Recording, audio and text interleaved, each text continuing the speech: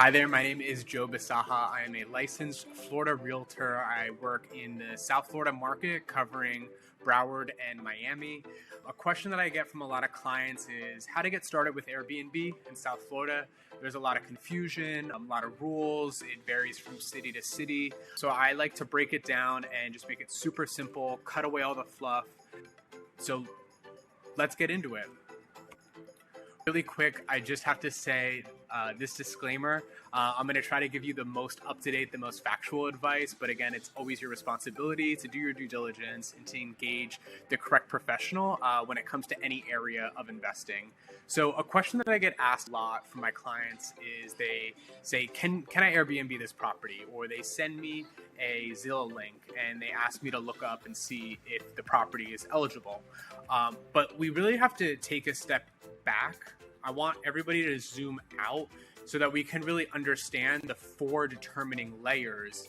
What type of legislation is there at the state level? Now, if you keep up with the news, you know that Florida legislature allows for short-term rentals. It's done through a rental licensing process.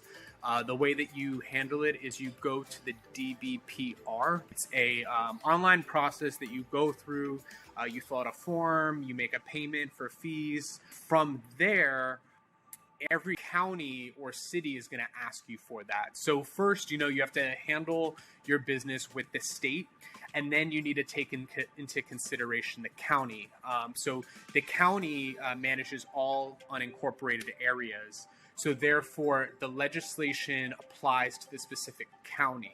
Now, for instance, Miami-Dade County, they permit short-term rentals through an online submission process that's very similar to the state. Then, you have to take it one step further. And a lot of my clients, they send me properties in Miami Beach. So then you have to go, from the county down to the city level. And now, this is where the tricky process starts, right? Because more often than not, we all know that cities, they have a much longer and really a more complicated process. And even sometimes it might require inspections and, strict requirements. So, Miami Beach, for example, there are certain zones that you cannot do short-term rentals in, but then there are certain buildings within those zones that have been grandfathered in, for example. So, from the city level, it's really a more complicated process, but the good news is that Miami Beach, for example, when you call the hotline of the city, you're able to speak to somebody in the zoning committee, give them the address of the property, and they can tell you from there whether the property is allowed to be operated under short-term licensing or not. So, the cities, they do try to help you out, but I think the main thing is number 4, and this is the most important, the homeowners association. So, the homeowners association are the ones that can make or break you. Certain associations will allow you to perform short-term rentals, but, since the association is the one who can issue fines and, penalize you, and even in the future, change these rules, I recommend that you not only speak to somebody at the association, but you get the governing documents and the condo bylaws. And one of the ways that you can do that is by working with your real estate agent. When you are interested in a specific property or building, they can try to work to get condo documents.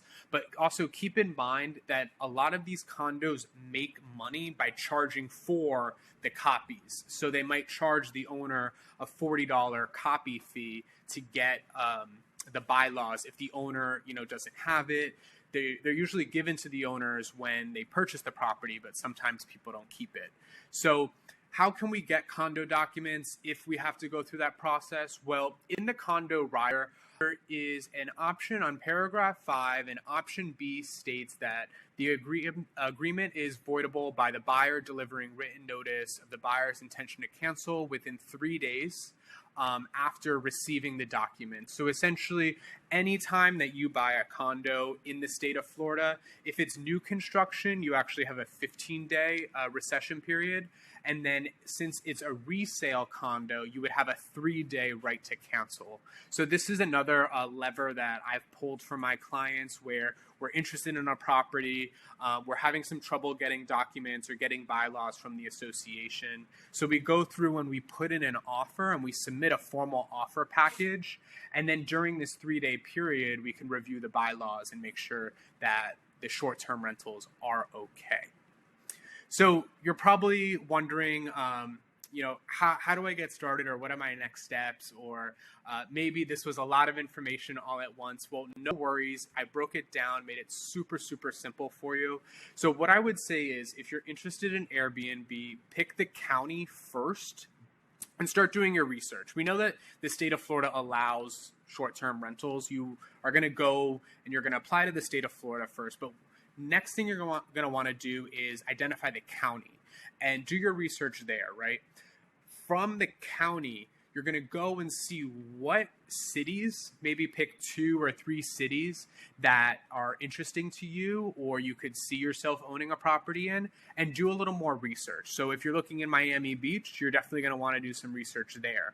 If you're looking in Key West, for example, you're definitely going to want to dig deep there, because Key West, for example, they require the property owner to mail a letter out to their neighbors within 300 feet, describing to your neighbors what you're doing and how you're going to use your property for short term. So, you're going to really have to dig in, do your research on the cities.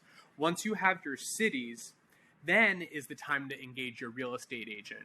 You're going to want to have an agent who has done deals in the cities, who has done deals at certain buildings, so that you know that you're working with somebody who knows the ins and outs of that product. And from there, your agent can guide you. And since they've done deals in the buildings, they know pretty much which ones allow short-term rentals and which ones don't. So if you are down here in South Florida and you'd like to get started with Airbnb, I would love to connect with you. My calendar link is in the description below. Go ahead, take a look at my calendar and pick a time that works best to chat for 15 minutes for free. And I'll try my best to point you in the right direction. Make sure that you like this video and subscribe. I'll be coming out with new videos soon.